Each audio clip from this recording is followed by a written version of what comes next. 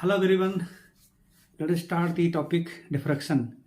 The first question arises, what is diffraction and who discovered diffraction?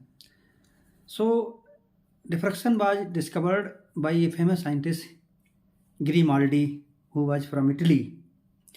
So light always travels in a straight line. How it bend? Because bending of light is known as the diffraction.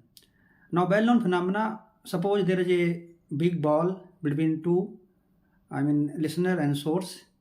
How sound can hear from other side? It means sound is bending. So we can expect similar property from the light. So we will start the diffraction topic. Diffraction was discovered by Grimaldi,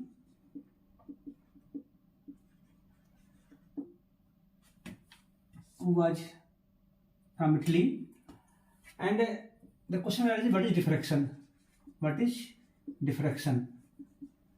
Diffraction is nothing, it is bending of light. Bending of light around the corner. Around the corner of edge or obstacle. So I told you suppose there is a big ball between the two, one object this side, one person this side, other person this side. So how, suppose this person speak, how sound can hear from this side? It means sound is bending. Sound has bending property. Similarly, we can expect the light is also expect the same bending. So beginning there was a obstacle like in this form, and suppose this is source. From this source, light can bend on the screen. Now obstacle may be a straight line, or it may be like in this format. So how the light is bending, that is called diffraction. Now in which condition it bends, that is understood. So the phenomena, that is very simple. Somebody asks you, what is diffraction? Diffraction is nothing but it is bending of light under suitable conditions. What are suitable conditions? Let us understand by graphically. Suppose there is a wavefront. Wavefront may be many kind. Wavefront may be cylindrical, may be elliptical, may be plane wavefront. So let us consider the wavefront, plane wavefront. Suppose this is my plane wavefront. Now this plane wavefront has certain wavelength lambda, and suppose here is a diffractor, opener. So we can see here the width of this opener is, let us say, small d. So light do not bend, they go straight. This is my diffractor or opener, you can say diffractor. So in this case, what you have noticed that the d is greater than lambda. Okay, so if d is more, there is no bending of light.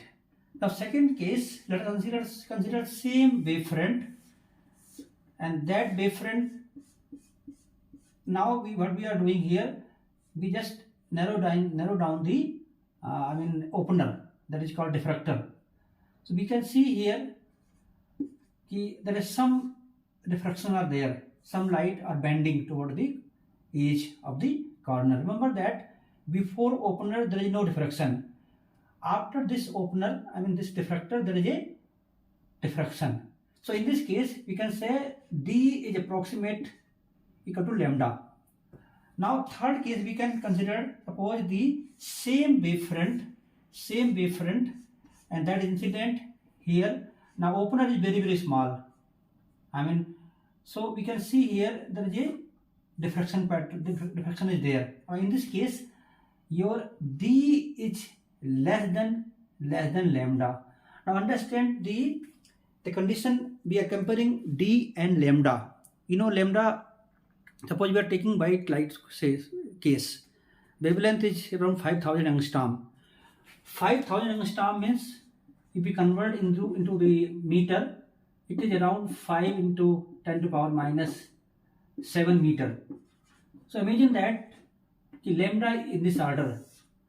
So we can say your opener should be less than this, or comparable to them lambda. Then only we can notice the diffraction. Otherwise, it is not observed in daily life. So this is prime condition. Lambda and D, they play important role here. I mean D play important role here. Now next, there are different theories are there.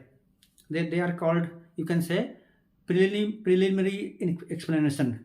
How the theory, I mean in that time number of scientists are working, number of people are working. So people have their own opinion. Now we understand that the first statement given by a famous scientist, Newton.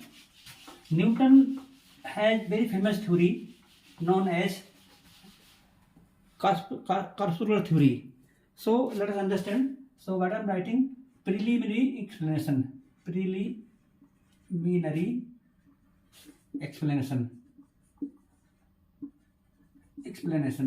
The first explained by Newton's explanation. So Newton's explanation. So Newton tried to explain this phenomena on basis of his famous theory known as corpuscular theory.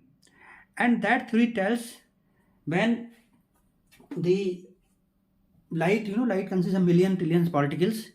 When they reach around the obstacle, around the corner, then there is a repulsive force. Due to that repulsive force, light is bent, pushed outside. Due to that phenomena, there is diffraction. Next theory explained by Huygens principle. Huygens explanation. So Huygens also tried to explain this phenomena on his very famous theory known as primary wave or secondary wave. In his statement, he said the wavefront, incoming wavefront is primary, and when they reach at the corner of the cube corner of the obstacle, they become secondary. Due to that secondary, there is diffraction. The third phenomena, that third scientist, that is known as a very famous theory given by Young's double slit experiment. I mean, you can say Young's explanation. So in this theory, he assumed that there is a single source. From that source, there are two sources, and that two source S1, S2. Then due to that two source, there is a bending of light. So later on, these phenomena are not, satisfactory explanation. People are not accepted these phenomena. So then, Fresnel and Fraunhofer diffraction, they have given the correct explanation. So we'll consider what is Fresnel diffraction or Fraunhofer diffraction, and one can say how to classify the diffraction. I mean, suppose somebody asks the classification of the diffraction. So one can say there are two kinds of the diffraction. One is known as Fresnel diffraction, another is known as Fraunhofer diffraction. So now understood the basic difference between these two diffraction. Now in this case, one can say the source, the first condition is the source of light and screen, they generally kept at finite distance. I mean, they are very, very close.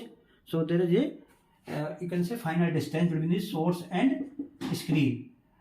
Now Fraunhofer diffraction, they have the distance, source and screen at infinite distance. There is large distance between source and screen. Number second point, there is no lenses are used. No lenses are used because they are very, very close. There is no need of lenses. In this case, two lenses are used two lenses are used. One is used towards the source side, which focus the light. Other one is the which makes parallel light. Other lens, after diffraction light, they focus the light on the screen at desired place. So two lenses are used in this category. Now third point, one can say in this category, I mean in Fresnel diffraction,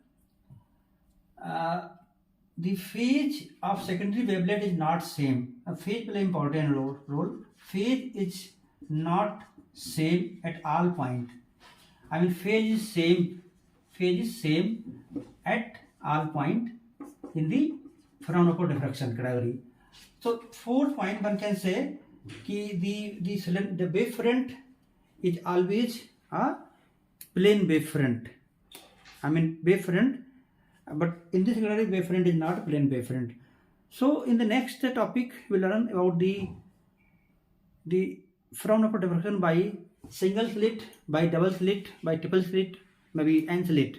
So how the theory of the diffraction grating start by the Fraunhofer diffraction.